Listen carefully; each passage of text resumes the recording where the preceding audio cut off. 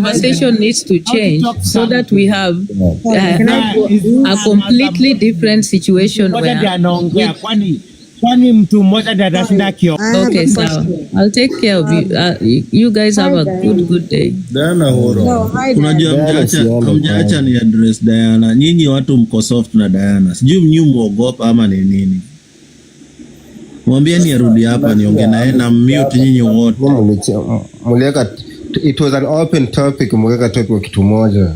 Mtaka msaidie aje. Zak anakuja naeka mambo ya kunyonga. Mimi hata siko nataka stories za kunyonga. Mzee tupa nitakurudisha conversation. Zak na anaharibu, tunaongea open conversation. Sasa ilikuwa interesting anaanza Zak, ngoja kwanza pia nikwambie wewe Zak, ngoja pia nikwambie. Kwa story ya kunyonga wewe Zak, tunaongea open conversation. Wewe hata ndio umeharibu na ilikuwa ina flow. I was taking Diana to her place. You have to call out. Wewe Roach, pia wewe call. Okay, Zak. You have to call it out. Zak unajua ameweka hii topic ikakuwa. Wacheni tuone kanda. Kuna vitu hataki kuuliza. Ndewa kidogo. Most of you wacheni muambie mkiuliza swali kidogo kwanza. Wacheni muambie. Acha niwalete kwa speed. Jamani, kama umezoea nataka mnipe 30 minutes. Wait. Straight. Nitakupatia dakika moja tu. Ati mimi nashinda ukiongea hapo na huyo usop. Ngoja kidogo nitakupatia tu dakika moja tu, hata si dakika moja, few seconds. Kama mtu amezeeka, please atoke kwa mtandao kabisa. Zak, kama umezeeka, toka kabisa. Maana yake umeharibu hii topic, ilikuwa general talk. General topic. Unadhani Diana ni nyakwar? Diana si nyakwar. Bigdaddy, Rafmuli. Mimi Zak umenikasirisha, next time ukifanya hivi na kurudisha. Zak ameweka ameinaro manze na Zak, next time ukifanya hivi na kurudisha kwa chupa wewe. Nimeleta hapa. Kurudisha kwa chupa. Huyu utarudisha kwa chupa huyu. Sasa imefika ati hapana, msipige Zak. Msipige Zak. Labda Zak tuko na Diana Rose kwa bado familia kitu moja. Kama mko na hizo mapersonal zenyu, muulizeni, mwambieni akuje ako hapa. Hataki kusema. Labda Zak kuna mtu alikuwa anataka na na address an issue yenye nasumbua hapa. Zak ilikuwa imebamba. Akimbaka Zak anaanza kubamba wallahi. Wacha nikwambie kitu. Ni vile tu niko na baadhi others ngekukanyaga wewe. Mimi siwezi kanyagika. Mimi ni kanyagika venye napatia. Wewe ni vile niko na baadhi. I'm not a parrot like you. Na usifikiria niongelelea kama umezeeka toka kwa mtandao. Nothing. Wewe ni nothing. Wewe kazi yako ni pepe huko tu unatoka, because it is wrong. It is wrong.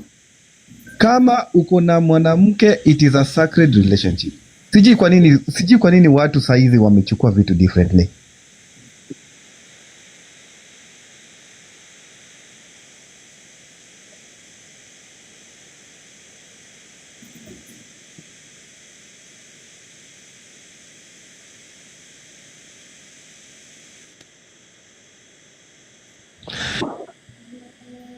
Bigdaddy hapo naye hatuwezi. You know, each and every person Mungu aliumba the different genders differently. Women were created differently.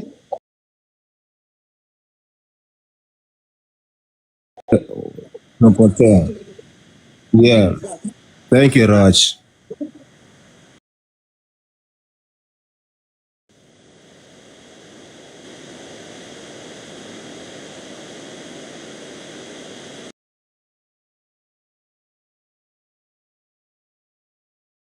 only thing you can do, you can get justice by reporting it, suing them. That's the only thing you can do if you don't want it to happen. But when, so long as we are in this space, you cannot change someone's behavior. That's it. Raj, you're not getting my point. I have my own opinion. It's not about your own opinion. It's not about who to pick and who is about to drop. Lazima mnasikia matachwishwi ya watu na si ati kuangusha mtu.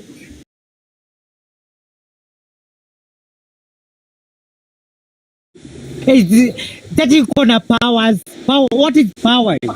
Zap kwa roho yake. Okay, what's your point? What's your point? Who is Apella? Okay, Degua. What's your point? Mike kwako. My point was, is not about Diana. You have to listen to both sides. Gosh. Mtu Yeah. have a boy shout, akwe girl child. But nikienda kuinterject kitu ati mnamute mtu. Mnamute mtu. Alafu unakuwa unadropiwa chini. Ndegwa. Pole. Ndegwa pole sana kwa kukua drop. Mimi point yangu ni wakati nakuja kukutongoza, I am not telling anybody in public. Tumetongozana, tukaenda deep, tukanyonga. Alafu tukikosana, now I want to expose your uchi yako kwa public waone. So this is what I wanted to say, Manace, before I drop. This is what I wanted to say.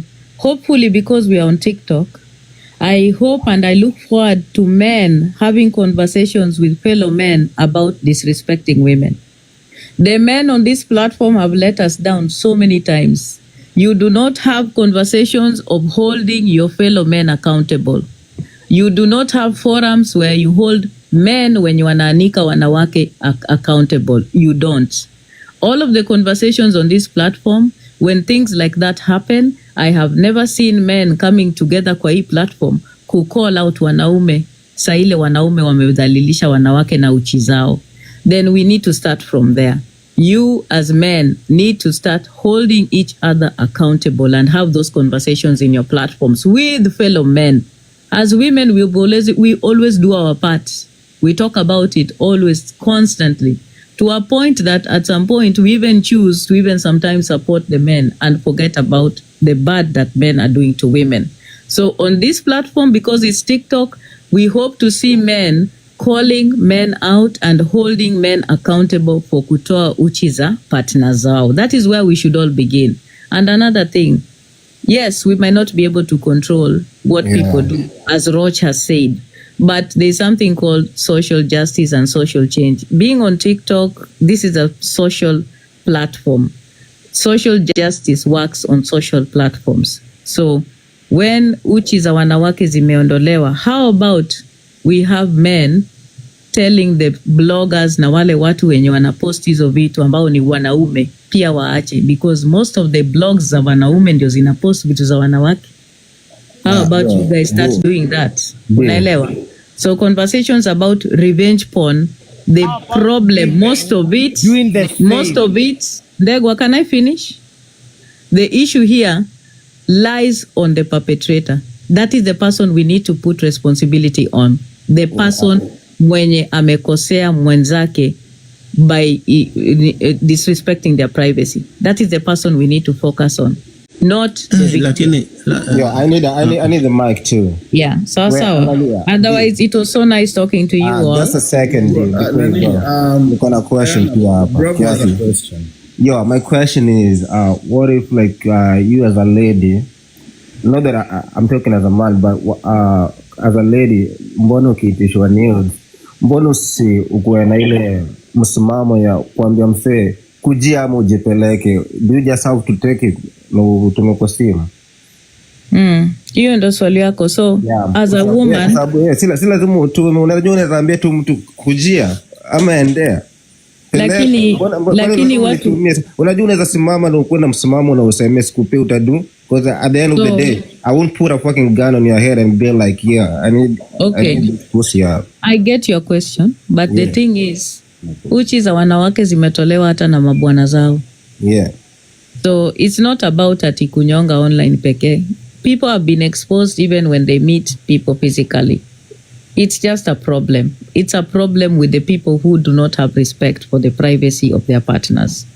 It's not about the person who is a victim to be careful. You can never tell the person mwenye anakuwa violated akuwe careful. Hiyo ni kama, for example, Bravo, unaambia wanawake, msivae skirt fupi fupi, msitoke nje usiku, msiende kukunywa, because something may happen to you. Can you imagine we've reached a point where we are asking women to be careful because men are dangerous. And I think that is wrong. That conversation needs to change so that we have a completely different situation where... Kwani mtu mmoja ndiye atashinda kio. Okay, so I'll take care of you. You guys have a good day. Diana horo. Unajua mjaacha ni address Diana. Nyinyi watu mko soft na Diana. Sijui mnyu muogopa ama ni nini. Mwambie ni arudi hapa niongee naye na mute nyinyi wote. Mulieka, it was an open topic, mulieka topic wa kitu moja. Nataka msaidiwe aje. Zach anakuja naeka mambo ya kunyonga. Mimi hata sikuwa nataka stories za kunyonga. Mzee tupa nitakurudisha conversation. Zach ndo anaharibu, tunaongea open conversation. Sasa ilikuwa interesting Zach, ngoja kwanza pia nikwambie wewe Zach, ngoja pia nikwambie. Kwa story ya kunyonga wewe Zach, tunaongea open conversation. Wewe hata ndio umeharibu na ilikuwa ina flow. I was taking Diana to her place. You have to call out. Wewe Roach, pia wewe call. Okay, Zach. You have to call it out. Nilikuwa nakwambia. Zach unajua ameweka hii topic ikakuwa. Wacheni tuone kanda. Kuna vitu hamtaki kuuliza. Ndio kidogo. Wacheni muambie mkiuliza swali Kidogo kwanza. Wacheni muambie. Acha niwalete kwa speed. Jamani, kama umelikuwa nataka mnipe 30 minutes. Wait. Straight. Nitakupatia dakika moja tu. Ati mimi nashinda ukiongea hapo na huyo usop. Ngoja kidogo nitakupatia tu dakika moja tu, hata si dakika moja, few seconds. Kama mtu amezeeka, please atoke kwa mtandao kabisa. Zach, kama umezeeka, toka kabisa. Maana iko umeharibu hii topic, ilikuwa general talk. Umeleta general topic. Unadhani Diana ni nyakwar?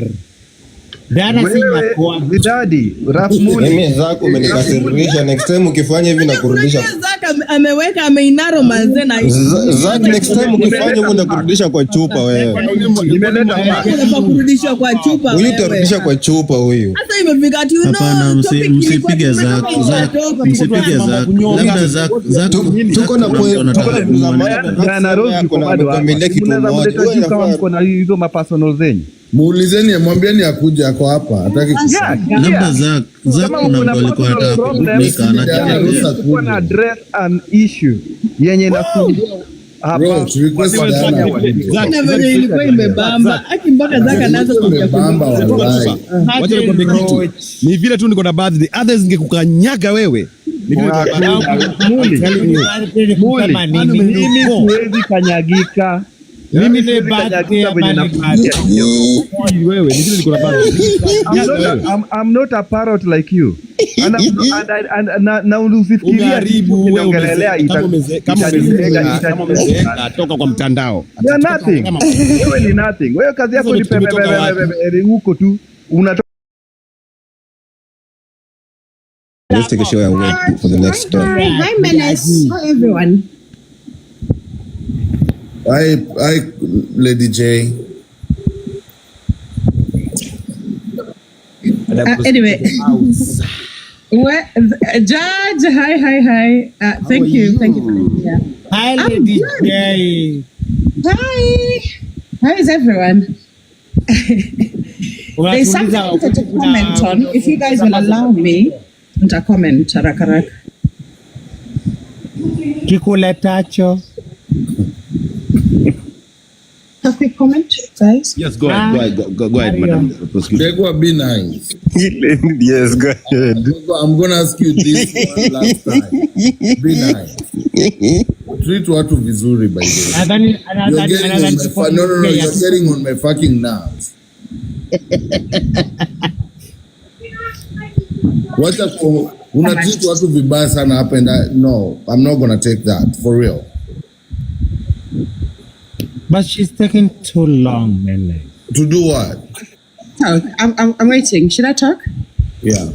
Yeah, go ahead. Okay. All right. Okay. So if Diana can come, mkiweza rudisha Diana juu inaweza kuwa sawa sana. Now, I wanted to make a comment about the position of women in the world today. There is a narrative that Diana keeps pushing across TikTok that I really want her to perhaps review. And that is the idea of women as victims of men. Okay? It's an outdated phenomenon. But I will watch something in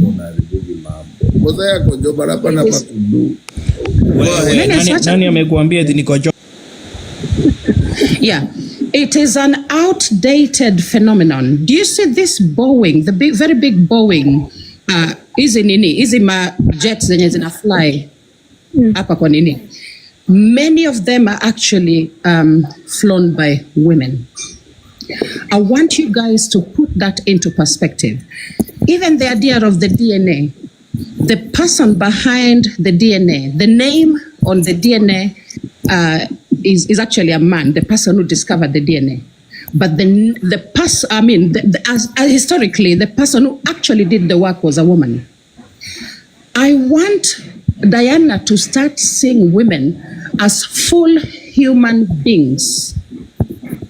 Aache kuona wanawake kama watoto who cannot decide for themselves what they need to do for themselves. If a woman decides to send their nudes to a man, they have to take responsibility for that action. You cannot therefore keep making excuses for women because of your default hate for men. It becomes lame because you're not updating yourself with feminist theory. What feminism talks about today, uko tu stuck hapo kwa women as victims of men. Women are not victims of men. So if Kate sent her pictures to Bigdaddy or her videos to Bigdaddy, Kate must take responsibility for those actions. You cannot put the entire blame on Bigdaddy.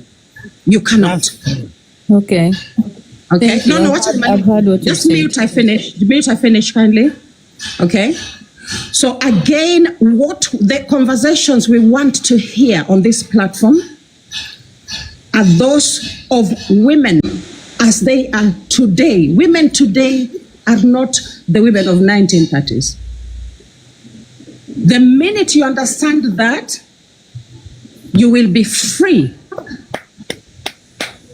from that position that you occupy today, where every single thing happening to women must be blamed on men. And we are not talking about children being defiled by pedophiles. We're not talking about that. We're talking about grown women making decisions that affect them in their material realities. And this is where certain, publications on gender, the idea of gender, come in. Because many of you still see women as infantile. You see women as children who are not totally formed in their brains. When in actual fact, societally, when you look at it, societally, the so-called high-value man, an average ordinary woman is actually scoring higher than what you consider as a high-value man. Societally, think about women in Kenya, for instance. Women juggling a million things at the same time. That every woman is their very own high-value man. But you do not put these things into consideration. You perpetually present women as victims of men.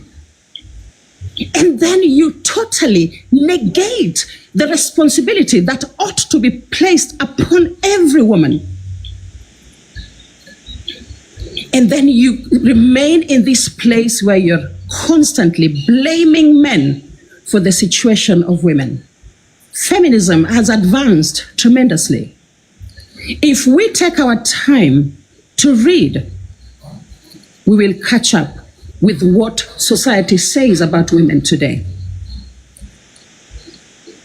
Now, you will find that a lot of inventions for today, a lot of inventions, women were behind those inventions. A woman was actually behind William Shakespeare, the greatest writer of all time. A woman was behind even Will Shakespeare. You know, a woman was behind the Magna Carta. You know, there's a lot of inventions. You know, the idea of the law, the Magna Carta, the British invention of the Magna Carta. You know, the DNA, a lot of things. There's a woman who circumnavigated the world on a one-engine plane before even the Second World War. And all these incredible feats that have been done by women are not totally washed away because we refuse to nuance our conversations. We insist on remaining shallow. And we insist on not reading. Tunasema our feminism sio ya vitabu. Women are not victims of men. Period.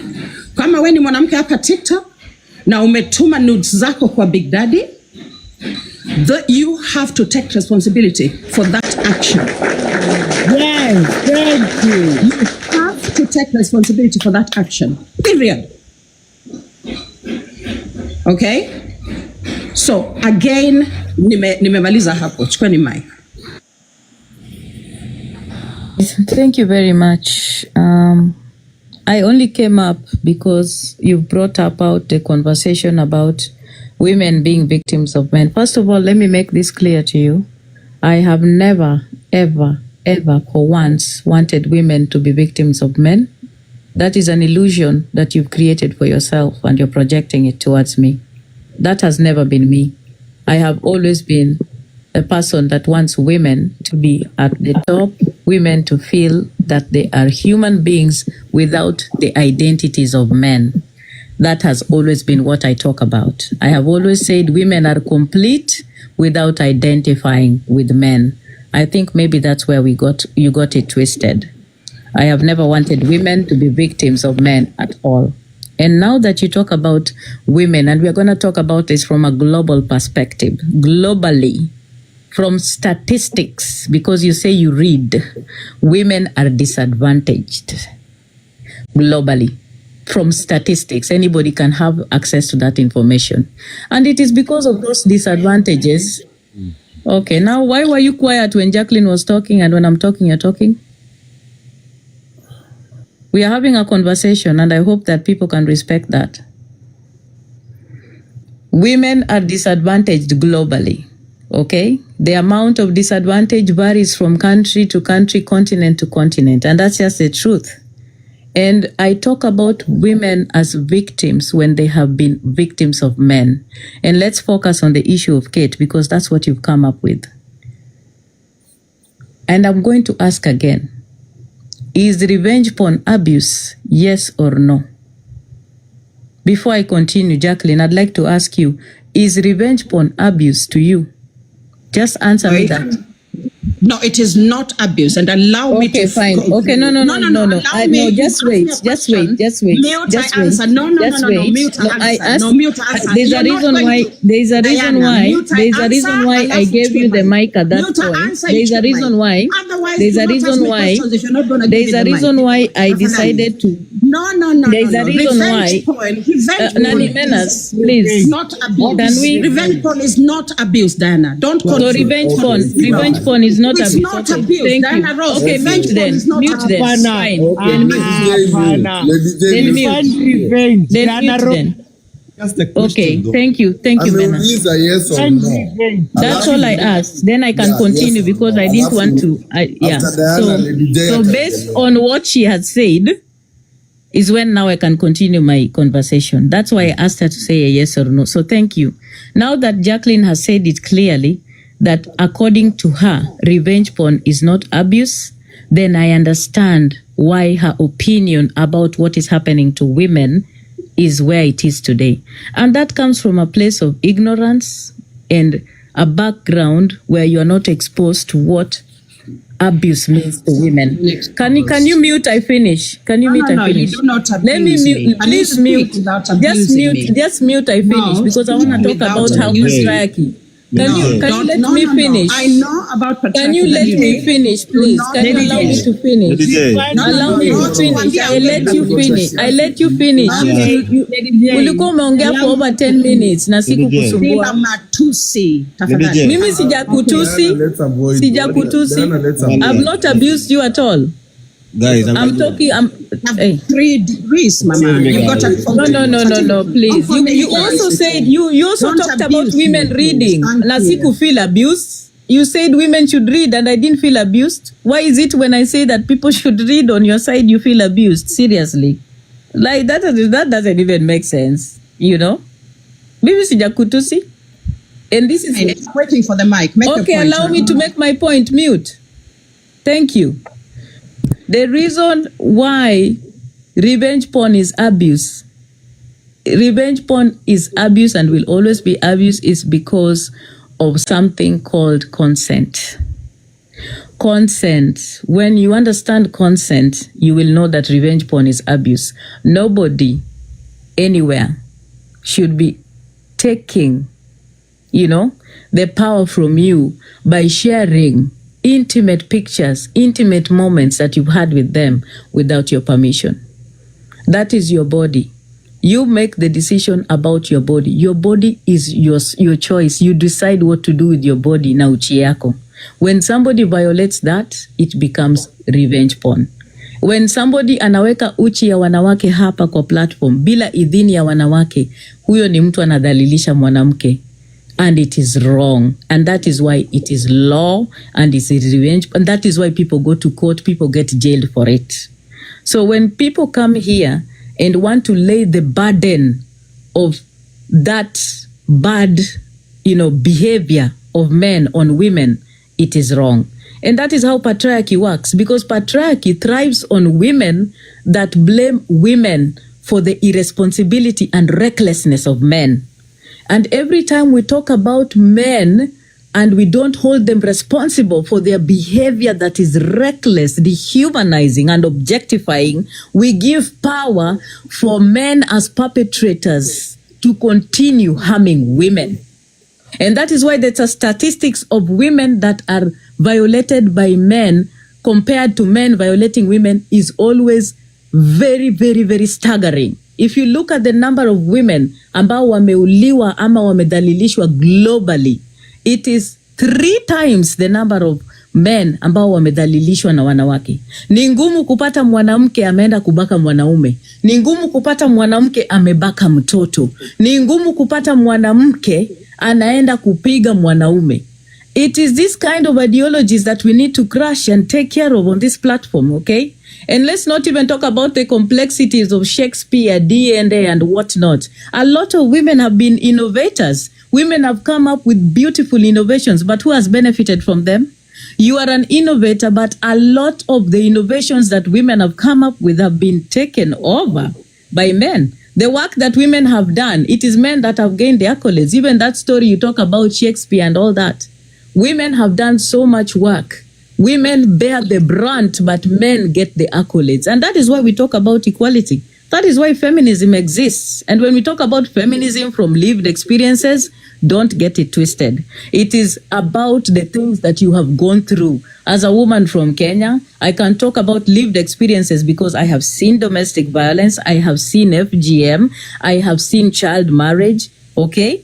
Those are the things that we talk about. Those are the lived experiences. So from your lived experience, you understand oppression. And then with the education and exposure you have, you try to use that to talk to other women so that they get out of those situations. That does not make the women victims. It empowers the women. It takes them out of a place where they're actually looking at themselves as objects. When you teach women their rights and you teach them that they are people, they are human beings, and they understand that they can exist without a man tag around them, you are empowering them. You make them understand what is good for them. You make them know that they are human beings, they know their rights, and they cannot therefore be violated.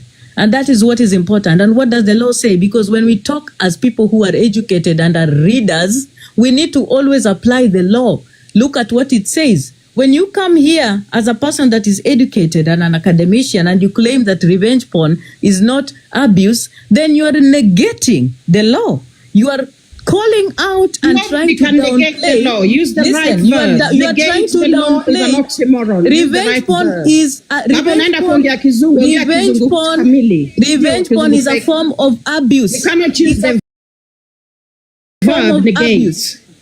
Revenge porn is a form Don't of copy abuse. my words and then you use them wrongly. It's a Yes, shaming. revenge. You said It's revenge porn is embarrassing. not abuse. Revenge porn is a form of abuse, and women have actually died from it. Revenge porn affects women so bad, and it affects women worse than even men because of societal norms. The society we live in today, women are judged more harshly than men. Bring publications. Can you let that me revenge finish? I'm porn almost finishing. Women more than men. The society that we live in today. Can you let me finish? Tafadhali, niko karibu kumaliza. Finish, we need the mic. Unaweza Tunataka kuniacha mic. nimalize? Can you allow me to Tunataka finish? mic. Can you let me finish? Kindly. Unaweza kunipatia hiyo nafasi because I did not interfere with you. Maliza, tunangoja mic. Diana, you're Please, making can you yourself let me victim finish? again. Jacqueline, Maliza. please stop. You're not a victim. Stop Maliza. interjecting when I'm talking. Diana, go ahead. I don't like that. Diana, go ahead. When you do that, you affect my school of thought. Maliza, please. This is not about you. Maliza, Diana. Maliza, we are waiting for the mic. Allah. See, Diana, go ahead. Go ahead, please. When we talk about revenge porn, we talk about it because it is something that has been studied and it is something that has harmed women in many ways than one. Women have taken their lives because of revenge porn. Revenge porn affects women badly more than men because of the societal norms. Women are judged harshly more than men. Uchi ya mwanamke ikitoka nje, mwanamke anajajiwa vibaya kushinda hata mwanaume. Mwanaume akitoa uchi yake anakuwa praised eti yako na mboro mzuri na mboro yake ni mzuri. Na mwanamke uchi yake ikitoka nje anatusiwa ni malaya, majina. There are so many labels that come around women, and that is why it affects women more. Revenge porn is something that is not just does physical harm, it also does mental harm for many, many years. That is why a lot of countries see it as a crime. And so when, as women, we are sitting on this platform, and that's why I talk about it as a problem. It's important for us as people who have voices on this platform to talk about issues of women using facts, statistics, and the law, so that we talk about the objectification of women with facts, so that women might understand when we are talking about abuse, we are not just waking up to say you are a victim. No, you explain to a woman why she is a victim of abuse and how it applies to the law, and you also give options and reprieve that she can embrace so that she can be at a better place and face and get justice. It's so important. So when we sit on this platform, and this is what I'd like to say, I don't want to dissemble because that's not who I am. Neither do I want to claim to be an academician. That's not who I am. I believe that all of us are doing one or two things to change things in the society. If there was no issues back or in the world today, none of us would be trying to do something back at home to change things. That is why you are starting a school, you're doing things at home, because you have seen the problems at home. That is why you are choosing to, find ways to elevate people to get out of poverty. You see, the truth is women are disadvantaged globally. And for us as women who understand and have voices, what we need to promote is education to empower women. We need to promote education to empower women. We need not to lie to women. We don't need to be allowing conversations that are patriarchal and misogynistic so that we protect women more. It's so important. Diana, your time is over. Before you take the mic, LJ, Diana, like the way you're talking, I think 99.9% of us here are in agreement with what you're saying. All right. The only thing I want to say before I drop, because I think the conversation will go on, and I'll go back to my main point of that you're two-faced. You're the same person who comes on this app killing the same women, discussing the same women, discussing what women were dressing, discussing Not about who me. women You are were derailing dating. the conversation. You are focusing on Diana Ross. You are spoiling a conversation that is otherwise helpful to everybody on this platform.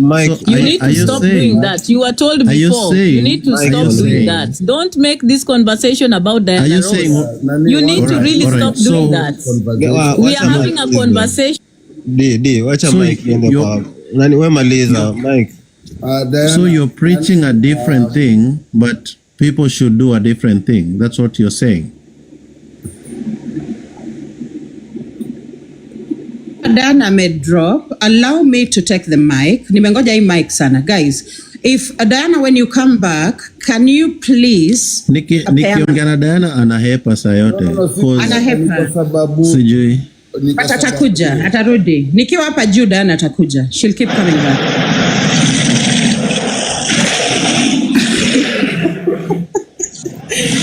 Thank you, Okari. That is incredible. Thank you so much, Okari. Wow.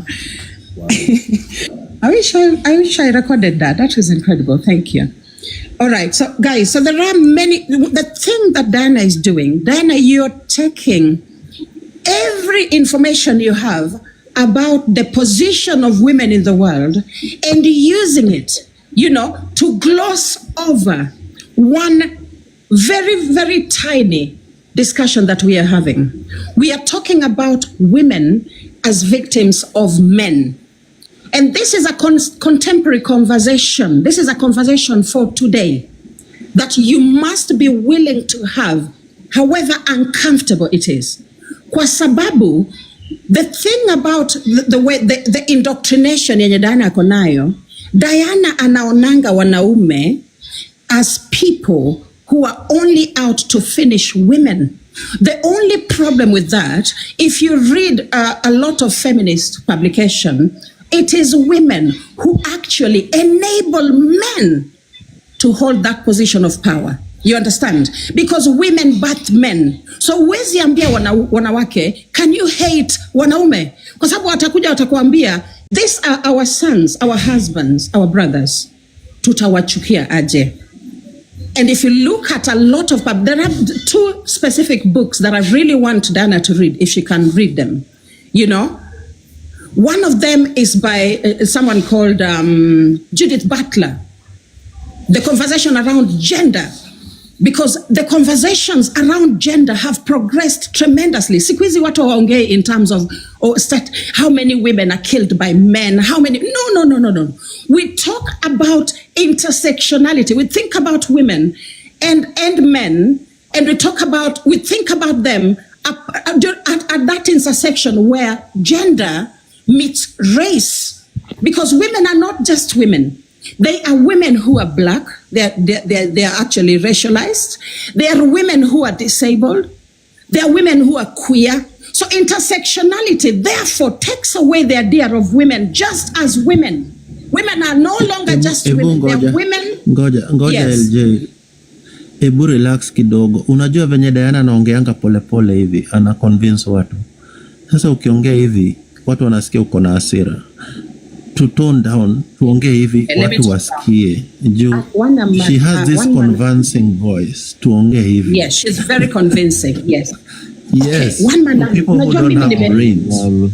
Yeah, naelewa. Okay, wacha ni kidogo. Guys, I'm going to try and talk softly. Yeah, but this is my voice. I've been a teacher many years, guys. Mimi ni mwalimu. Teacher Lady Jacqueline. Take the mic, teacher.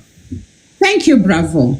Guys, if I'm too loud, just lower your volume ya simu na utakuwa sawa. Yes, teacher. Okay? Take the mic. Let's go. Thank you so much. I speak as a teacher. Bravo, thank you. Yes. Now, guys, this is what I want us to think about. When you're thinking about women, do not think about women in a vacuum. Think about those women, about the context within which you're thinking about that women. Okay, so you have to contextualize the woman. You have to think about the woman, whether she is white, black, brown, okay? Whether she is a straight, queer, disabled, able-bodied woman. You have to think about all these intersections.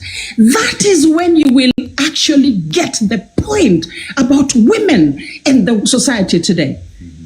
When you think about the intersection of race and gender, hapo ndio utapea wanaume wa grace, especially black men. You will be able to give them grace, because what happens is tutakuwa tunapiga wanaume wetu ya kwamba they're abusing us, but we are forgetting that this people are abused by the system more than they're actually abusing us. That is when you ignore the idea of intersectionality. You understand? So you will say women are killed more by men, but you're forgetting that men are in severe danger on a daily basis because they use machinery more than women. They are on the front line of war more than women. You forget all these other nuances that you have to put into consideration if you are actually going to give this conversation the grace that it deserves. And that is why every person who calls themselves a feminist, you must be conversant with conversation around feminism today. See your conversation in 1994 ama 2014. Lazima sasa upgrade your understanding of feminism and how conversations around gender have progressed. As women of color, we suffer the same consequences as men of color. Lakini wewe utakaa hapo utaona wanawake as victims of men. You will repeatedly see women as victims. You will take away the responsibility of women to take care of themselves. Think about this platform. Right now, I've just received a lion, mnyama mkubwa. Yeah? This platform is a very good example to show you what society currently looks like. Contemporary society. I'm not talking about, girls in Makueni. I'm talking about contemporary society. Koma Makueni kabisa. Koma kabisa. Hata hiyo mnyama ilikuwa inaenda kwa host kahata. It was mine. Yeah. So when Diana ndio amerudi mpandisheni, when she is coming here talking about women on TikTok, those are contemporary women. Those are contemporary women. So do not make them victims to the point of denying them the chance to advocate for themselves. Okay, Lady J, can we hear different Thank you. What are the mute? Yeah, can we hear different opinion from other people here? So it's not just Diana and Lady J. Can we hear different opinion? Because I believe all of you are here because you have opinions. And it's not who is the God. It's all about conversation. Manace, thank you. Thank you, Manace. Sorry, Diana. Manace, can I say something? Can one man army ask questions to Diana if you don't mind? I'm not going to take questions from one man army because you people.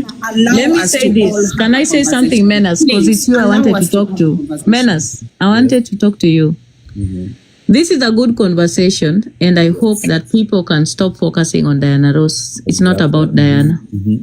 If you twist the conversation to be about Diana, you lose your focus. This is about issues of women and what women face in general.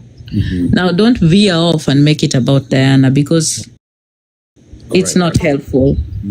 Can I ask you? That's what you need to focus on. Don't try to focus on Diana. Question for you. Jazzy has a question for you. Okay, so I wanted to respond. Don't tell me if she has a question for me. I'm sure I can hear that. Yeah.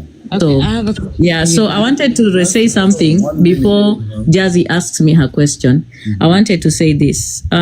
The fact that you receive a lion from a woman, that does not necessarily mean that you're doing work for women. In trivializing. No, I'm giving an example of what you said. Because you say that you just received a lion from a woman. So I just wanted to correct that you can receive a lion from a woman. It doesn't necessarily mean that you're doing good work for women.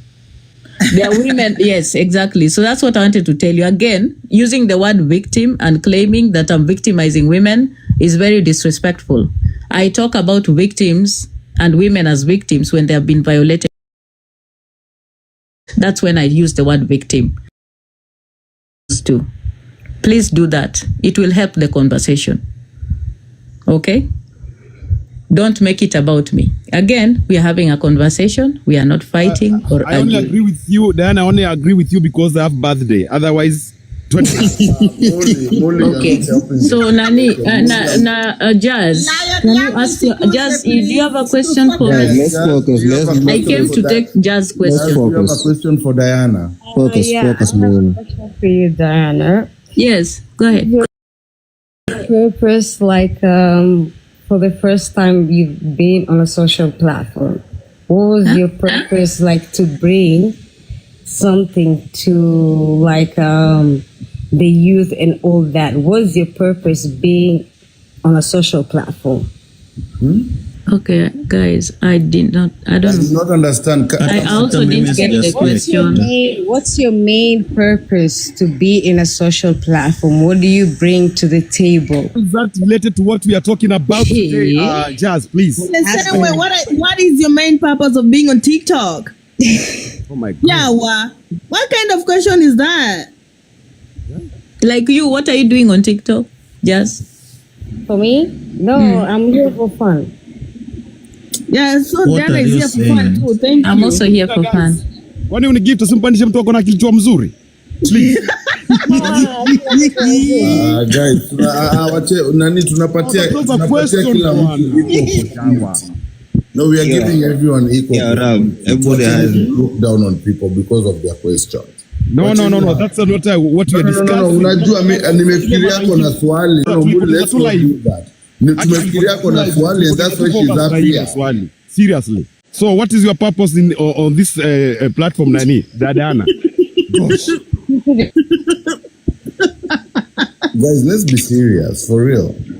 You're not serious yourself because you bring up someone who has those silly questions.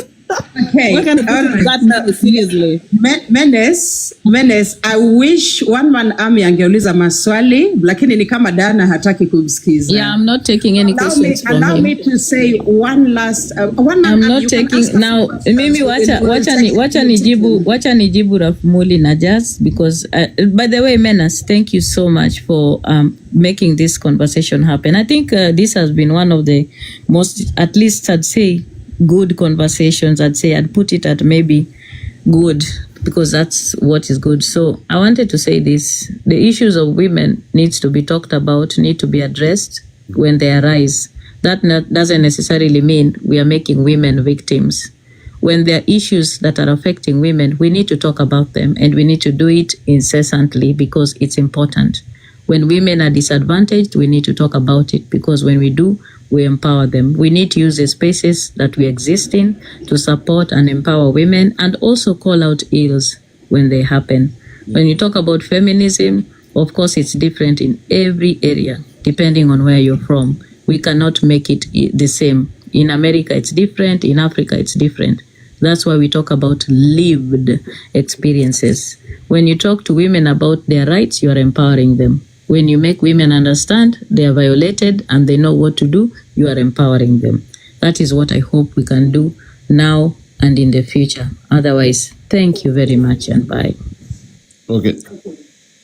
Before one man army talks, one man army, amehepa, ataki umuulize, but before you talk, what Why are you running? Okay, since Nani, I believe you can answer question the same way as Diana. One Manami, can you direct your question to Lady J? No, I think Fair enough, because let me just say one sentence. we're talking about the same thing. So nataka Nani wewe One Manami direct your question to Lady J to sikia venye atajibu. We're only being fair here. Say one thing before he asks me questions, please. Yeah. Now, in conversations around, feminism, or should I be specific? Black and African feminism. The term empower is so flimsy that a serious feminism will not use it in conversation. It is only people who insist on not reading, contemporary publications on feminism and the agenda of women in society. Those are the ones who will keep talking, oh, you will empower them. You cannot do the work of empowering women. That is something a woman does for herself, using her own capabilities, whatever she has within her environment. You understand? Mm-hmm. So it is only when you insist on not touching a book on feminism that you will continue talking like this. And people will not know the difference because they have not sat in a gender class. Mi nimekaa kwa darasa ya gender and gender politics. I've sat in those lessons. So empower is a flimsy word. Use it when you know how you're using it. American imperialism right now. Think about what America is doing to the Western world. Okay? It comes in as benevolent. It comes in as development. When in actual fact, it is imperialism, Okay. And a form of colonization. So you must understand this. Kabla hujasema. Can we take few questions? Aya, nimemaliza hapo. Okay, Again, nasema, women are not victims of men. One man army nipe swali. One man army wants you to direct your questions to Cookie, Roach, and Lady Now, J. Nani is Lady J. We are trying to get to the same conclusion. It's not about Lady J, Diana. I have a question. It's not Manace, this is about women, not men. Now, Lady J, you said revenge porn is not abuse. Can you defend your answer? Absolutely. Revenge porn is a crime. It is not abuse. You understand?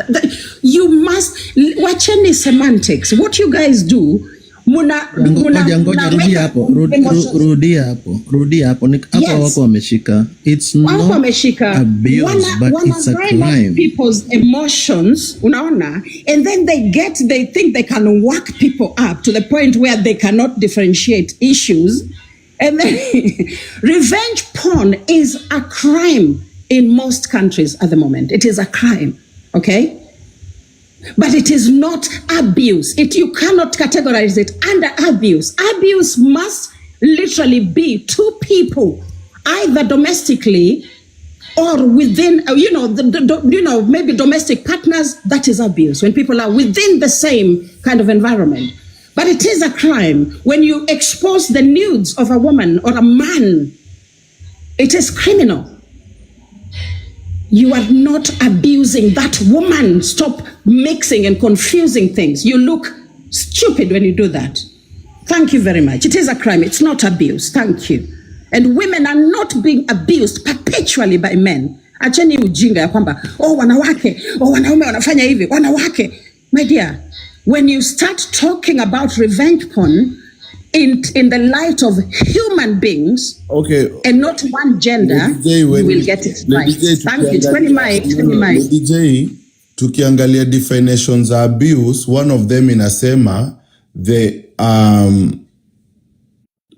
so we have different definition. The improper use of something. So mtu akitumia nudes, like, make me understand. If right now you're forcing issues, Manace una force issues. The improper use of something. By the way, it's here. Iko hapa kwa nini? Kwa Google. Is what I'm telling you. Abuse and crime, all right? Those are two different things. No. You understand? Can I say something, please? No, those are two different things, my dear. Revenge porn is a crime, not abuse. Thank you. Can I say something? Let me make you understand. Crime is something that is against the law. I know what is crime. Crime is against the law. But when we talk about abuse, can I say something concerning a different definition? Maybe it can be abuse and crime at the same time. Okay. But now take the mic. Why is it that according to Diana Rose, every time she talks about the revenge porn, a crime is a crime. Women can abuse men and men can abuse women. It's like Diana only knows about the revenge porn. That's all she talks about. Even women abuse men. Mzae, this is not about Diana. He has a point though, Manace, please. No, but please, Don't dismiss him. He has a point. He has a point. No. I don't like the way you handling this live. Anyway, go ahead, Mosai. He has a point. Yes, Diana Rose, if you look at Diana Rose, she's always on That's TikTok. Mosai is talking about people who are not here. We're just having a conversation. Let's not get people.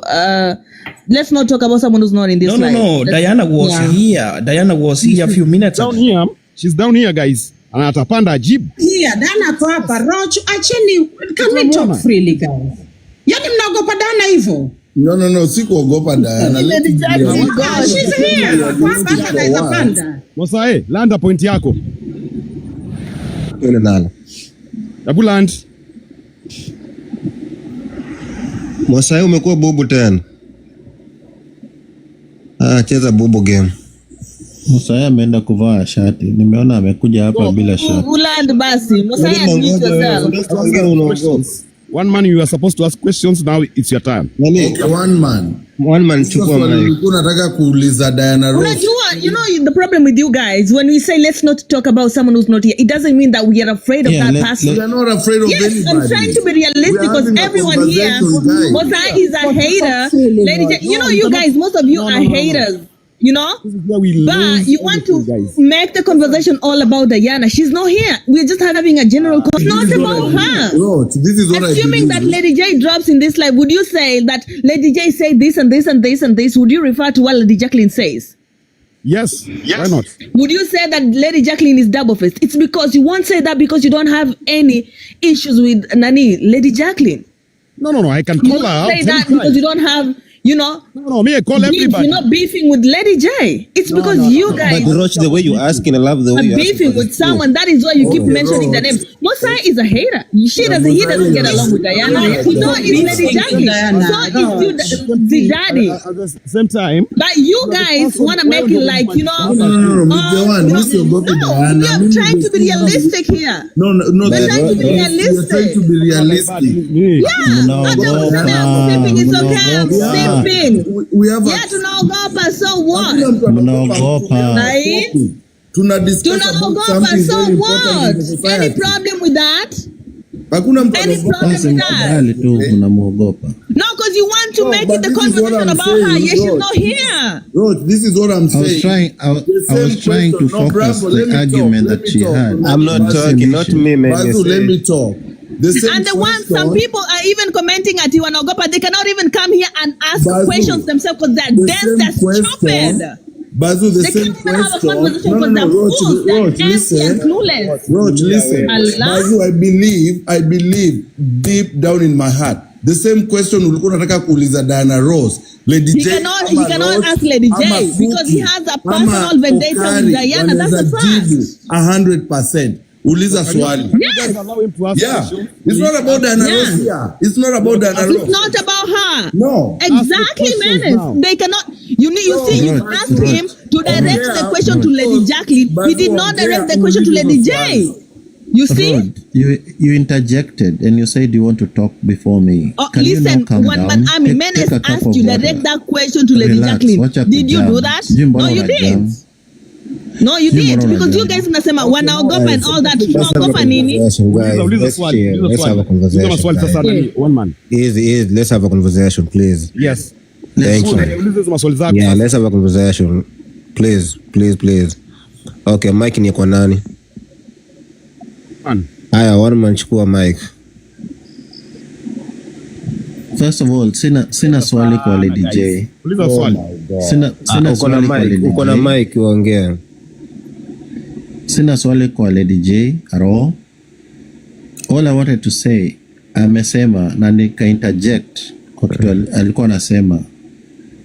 Hii sharing ya hizi vitu zinashariwa, it's not right by all standards. It's not at all. Let's agree on that. Okay? What I was focusing on and mkaona ni kama naenda kukua personal na Diana is because the same thing she's fighting for when she comes to this platform is totally against what we see when she goes to her platform. That's why you guys are saying that I'm personal with her. And the first thing I said is she has double standards. That's why I started addressing her.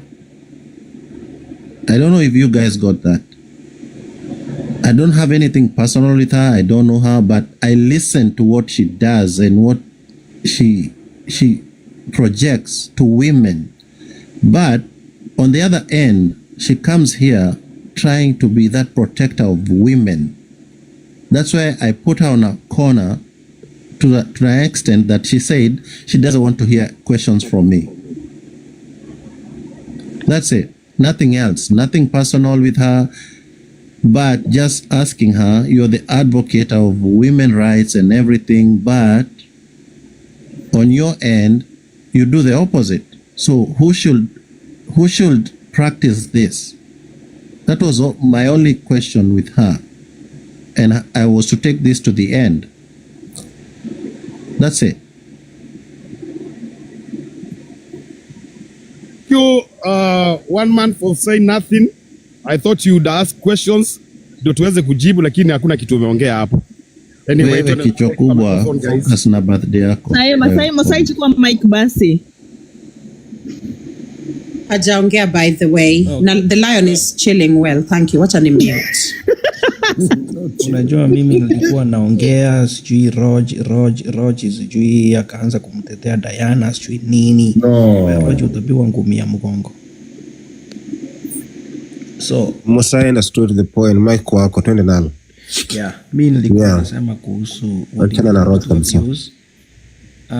Mbona tunasema kwamba Bigdaddy ameabuse Kate because when they were doing whatever they were doing behind the head, we were not there. Now we are trying to blame Bigdaddy and we are not seeing whatever they did. Those are two people who agreed and they did their thing. Let us not start blaming Bigdaddy. Hao ni watu wawili wakubwa, they agreed and they did that. So msikuja hapa kutuambia kuhusu feminism sio nini. Kwanza Diana Rose anaongelea kuhusu feminism. Na yeye ndiye anachukia wanawake sana. Diana anachukia wanawake na wanaume pia. So Diana needs to work on herself. Aone kwa nini anachukia wanaume na wanawake pia. Thank you. Sauti Manace, mwambie sauti bwana, tujasikia anything. Hata mimi nimesikia lakini nimeelewa. Yeah. So Diana is not here. I cannot talk on behalf of Diana, and I believe none of us can talk on behalf of Diana. True. We atujui kama anachukia wanaume na wanawake. I personally, I don't know. So, any other question? Okari, Miss Okari, take the mic, please. First of all, I would like to call Manace out. You're always playing neutral all the time. Sometimes you have to take a very strong stand on something that is very clear. For example, the topic was about. The topic that is on. The things that we are discussing right now is about. Women empowerment. So there's no way that someone can just come and say, I respect women. At the same time, they degrade women. So I think as much as we try to avoid the topic, Diana, we also have to call out because we cannot listen to someone who does the same thing they oppose. So those are my points. And Manace, sometimes just take a side. You cannot always play neutral. You know, when you're a host, you cannot pick side. You have to be neutral. A host is not a judge. Have you never gone to debates? A host pia uko na maoni, host si judge. Yeah, Manace, so umesema hivyo, wacha nikuulize swali. Wakati you can't have to be neutral. Ndio kila mtu akuwe na chance ya kupatiana opinion yake. Let's be realistic. No. Mimi is big side.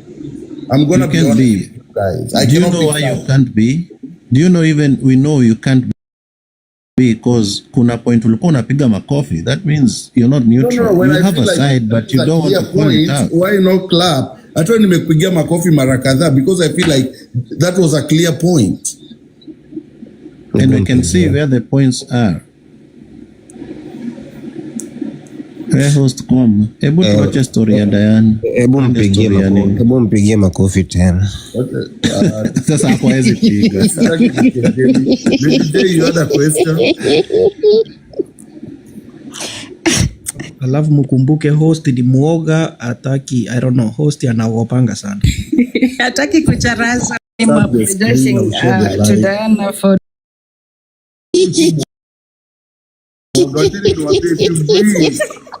you bring the Sasha fear out of me, you're gonna regret it. Guys, mimi nilikuwa nauza tu Roach kama kuna guys, wacheni niwaambie, usiwahi taka the inner side of me here. Regret. Wewe mzae tap no share the life. Okay, guys, let me go down. We create a box for someone. You can hold a life like this, na unakuja hapa kunisomea. Wamesema host hawezani na vita wada. Host niko tayari kuambiwa nini yako ni yatemu. Host I don't know ameniambia na sijui nani ameniambia hivyo kwa simu. Kuna mtu aliniambia hivyo. Nashangaa hata from lawyer host amesahau aliambiwa yeye ni mtu wa temu. Bravo Manuli niambia ameniambia. Welcome. No, but this is not about hapa. Nani, this is not about but tulikuwa hapa ukiambiwa, tuliletewa hapa. No, hukuwa hapa nikiambiwa, ni mtu alinipigia simu akaniambia leo mchana. Bravo, stop. Bravo,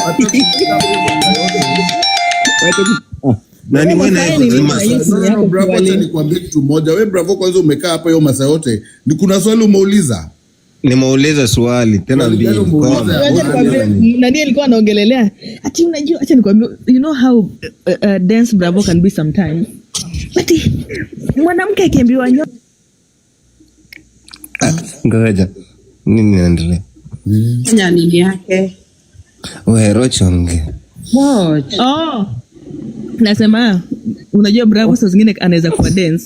Nasema ati unajua sasa anauliza swali alafu anasema unajua saa zingine mimi nashangaa ati mbona mwanamke aseme asikubali kutumia kitu na aende tu ajipeleke. Aoneshane tu hapo kushinda atume. Uko sikia Manace vile alikuwa anaongea? Ndio sikuelewa kitu yote Bravo alikuwa. Huyu utamuelewa. Okay, never ask a question.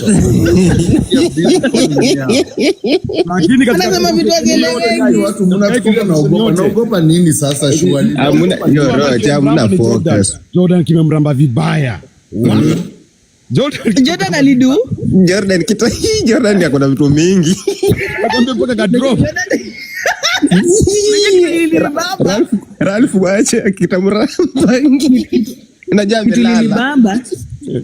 Manace, kitu nilibamba ni venye Bigdaddy na Jordan. Jordan alikuwa amesahau alisema kuna kinembe aliwacha tandika. Wewe kilimramba akadrop. Unajua amelala juu inaendelea. Lakini Jordan alijikanga kwenye mafuta yake mwenyewe.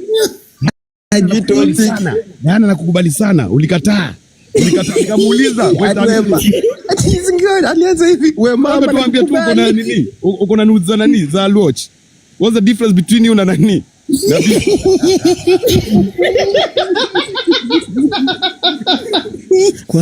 Hapo si anasema I don't want questions na ametumia pesa. Jordan alijikaanga mwenyewe. Ngoja maza. Kwanza wewe mama nakukubali mama. Mama na ukakubali sana wewe mama. Ukubali sana. Akasema wewe na wewe ujue. Ngoja ikunyoroshe. Acha mama atakupata utashangaa. Yawa. Wara. Guys, hebu acha niseme kitu. Guys, inafaa watu waelewe kwa hii TikTok. There is underground. Umetushautia. One maname aki mimi I'm gonna be super soft. In fact naenda kuongea kama I think Jazi alitaka kukuuliza swali. Jazi, you can ask your question. Not yet, Roj. Koma kidogo. Wacha niseme hii. Wacha niseme hii kwanza. I'm sorry. Well, I'm not used to people. Okay. All right, darling. Okay. Kenya nasema ni hii, guys. What you have to understand with contemporary society, and is in the world as it is today, wanawake wengi wamegundua ya kwamba sehemu zao za nyeti ni mihela.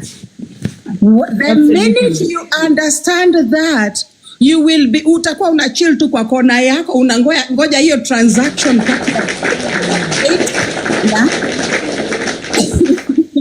iendelee iishe venye ilianza. Unaelewa? Because you will find that what Kate needed ilikuwa mtu anakula block hapo chini. Amekula block. Hapo sasa. So utapata ya kwamba alafu nikiongezea kitu moja, Lady J, you remember very well. What Lady J amalize bro. Oh my God. Sisi tunakunywanga chai hapa teki. Kitu inaitwa mic hapa pia wewe. Nani mzae wacha nani amalize. Lady J maliza. Kuna kitu inaitwa mic. And guys, do not do what you call SLUT shaming kwa comment section. We do not do SLUT shaming. Anyone kama kuna goods zake atafanya na hizo goods whatever they like. Umeona, in fact where is Minwoi atakuja hapa atafungua live atawapanulia hapa tu. Mnaona? Alafu mtaenda mtamuita victim, saa zile ashapanua imekuwa shared, alafu sasa mnaenda she's victim, nani no, women right now know exactly what they're doing. They understand the currency ya putwasi. They know how much the putwasi is worth. And they know the putwasi can pay rent, the putwasi can pay school fees, yani women size wamerevuka. And there is something that happened over COVID time. Guys, the problem with many of these women who keep victimizing women is that they do not follow the times. They don't follow what's happening in society today. They ignore all that. They focus on their own myopia. You understand? And their own, self-limiting beliefs. Wewe mwenyewe unaweza ona ni kama mwanamke kujipanua na kupigwa picha, unaona ni kama hiyo ni a woman degrading herself. That is your own self-limiting belief. And you cannot project that belief on another woman. Okay? Personally, the way that I see the woman, the female body, it is beautiful. It is actually stunning. So if someone wants to share her body on the internet, and again, I'm talking about COVID time. COVID changed the way that we consume, both female and male forms. We now consume these forms mostly digitally. You understand? Because we were denied that access, that physical touch, because of the COVID, whatever you called it. So for that reason, most women now are actually using digital media to exchange their bodily parts for money. Wewe utakuwa hapo, utasema, oh my God, no, that was a transaction. Let the woman come forward and tell you, this has caused me distress. Yes, uyo mwanamume, I'm not saying it is okay for men to go splashing women's putwasis all over Telegram. I'm not saying that. What I'm saying is that allow women to take responsibility for their actions. That's number one. Allow women to tell their stories as they are. Do not be the person who is going to dictate how women feel about their bodies being out there. That is not your job, sweetie. You understand? So we have to give women that autonomy. It's called bodily autonomy. Bodily autonomy. It's a contemporary phenomenon. Allow women to have that right. And the other thing that you do wrong is that you do not allow your conversations to progress. The idea of gender alone is flawed. Totally flawed. Because utakuwa unaniangalia kama mwanamke, but ujue ya kwamba huyo Lady J ako na kuma na ako na mboro. Simliambiwa hapa mimi ni semenya, amkuambiwa. So am I a man or am I a woman? I'm asking you guys, am I a man ama mimi ni mwanamke? Oh no, you know yourself. So Lady Jacqueline. No, wait, let me make my point, alafu niulize swali. Thank you. And that is the problem, that is the limitation of identity politics. You start pushing identity politics in conversations that matter, you start looking like a Dwanzi. Because you don't know how many chromosomes I have, how many X and Y. You don't know how my biological system is. And that's what Judith Butler talks about, the problem with gender and all forms of identity politics. Identity politics should stop at marginalized communities, at uplifting marginalized people. But if you're going to use identity politics in every conversation, including TikTok conversation on the behaviors of millennial and Gen Z men and women, then you're going to look like an idiot, especially for women like us who have read gender back to back. And when we tell you, you take offense and you go on the defense mode and preaching about how statistics are saying how women are being killed more than men. Women are what? That is all bullshit because you ignore the idea of intersectionality. When you start looking at the intersection of race and gender, then you'll understand that black men have it rough globally.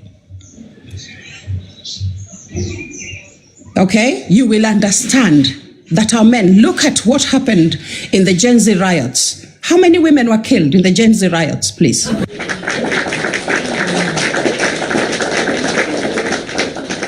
And when we try to educate you lot, you take offense, you make it about us. Anyway, chukua mic, Roch, nimemaliza. Before chukua mic, Lady Jacqueline. I have to run. Manace, thanks host. Thank you guys. It was a pleasure having you. I have to run somewhere. Tonana around. Thank you so much, guys. I thought you had something to drop. Vibaya. No, I just wanted to say bye, guys. Ami, thank you. Roch nangoja swali. So, Lady Jacqueline, I understand poverty is the enemy. So, people can do what they have to do behind the cameras to make money from their own bodies.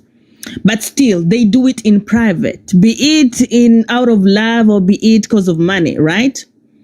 So, which means you're not advocating for women whose nudes are out there when they do things in private, not expecting that their nudes will be circulating out there. Is that what you mean? Thank you for bringing that up. Do you know somebody called Kim Kardashian? You do know Kim Kardashian? Yes. Right? Now, Kim Kardashian strategically, released her, con. I'm writing the P word with the con video. She released it to the world with this. Okay, to add on that, before you continue. For the sole purpose of rising. And I kid you not, the woman rose and rose and rose. And she did not rise as Kardashian. She rose alongside her entire family. Her own little sister, her baby sister, is now a billionaire because of that one con video that she put out in the world. Do not for a moment assume that women do not want their images out there. Do not make that decision for women. And that is what I keep telling you. Stop infantilizing women. They want their bodies out there, Lady Jacqueline. That is why they don't do it willingly. The woman that. Some of their bodies are out there. They're not even aware that their bodies are out there, Lady Jacqueline. That is why they do it, privately. That is a crime, Roch. Understand me. That is a crime. But do not take the responsibility of let me tell you, 1% of women will do it, Lady Jacqueline. 1% of women will do it for cloud chasing, or they will do it whatever to make money from it, or to circulate, or to be popular and relevant. 1% of women. Where did you get the statistics? I got it from the statistics. Where? Can you bring the publication? Bring the journal article. For cloud, for relevance. What? What, Lady Jacqueline? What did you say? is this? I got it from Google, 0.99%. Huyu ni wa Google University. Wacha ni mute. Akina shout for nothing. Yeah, there's 0.99%. Go and Google it. You'll find it there. Lady Jacqueline. 0.99% women use their bodies for cloud chasing out there. Unajua Kardashian alifanya mwenyewe, si mtu alimfanyia. What? Unajua Kardashian aliweka nini? Hiyo uliita aje kipuska mwenyewe, mtu hakumfanyia. Unajua Lady Jacqueline, I think from when Lady Jacqueline wengine wametuma wakuja waniandikie comments tag Lady J and yawa. Mbona hujatuma kwa Roach? It matters me no fig. Mbona hujatuma kwa Roach ni wewe? Unajua Lady Jacqueline. Roach. Uko na Kalionde kitu hapo, niongezee hii kitu ibaki ifike 40 ili Manace achukue hiyo 30% nibaki na kaki. Ambio Okari aongeze as a woman. Nani Okari ako hapa chini anasikia. Na unajua hii yako pia as a woman, Lady Jacqueline is not for free. Even this the lion is not for free. You're giving something in return. Okari is expecting something in return. Roach, come on. It's not that, you got a lion from another woman, you're happy about it. It's not that, Lady J. Okari is expecting something in return. That one you know. Let me tell you. What I want to say is I'm happy for you, Lady Jacqueline, Madam Prosecutor. Hiyo live mpaka siku ya birthday. Usiguze. Ngoja na judge ukiona na ukota coins judge. Hata host unipe hata kakitli hapo. Kwa mabakio ya birthday. Wewe hapa anaogopa kuuliza maswali. Wewe uliza maswali Rahmuli. Anaogopa kuuliza tunyato wanajua tu hawezi kuja. Kama nani? Kama wewe kuji? Wewe uliza. Acha mimi niulize. Wewe rafu uliza maswali bana. Kama wameogopa mimi acha niulize. Lady J mambo. Kwa Mosae. Duka ya viberiti inaendeleaje? Because nilisikia walisema unauza viberiti. Aki viberiti hazisongi Mosae, sabuni nayo imekwama, sabuni nayo sasa isongi hata kidogo. Umesikia Roach? Sabuni ya Roach, umesikia sabuni ya isongi, hebu mtumie ka Kitling. Wewe Mosae so mtumie jamani, si yake. Mtumie nika kitu. Roach nitumie tu Simba Kopa please. This is what we are so, Lady Jacqueline, the fact that now you're okay with women's clothes being out there. Can you use your nudes to get the money then?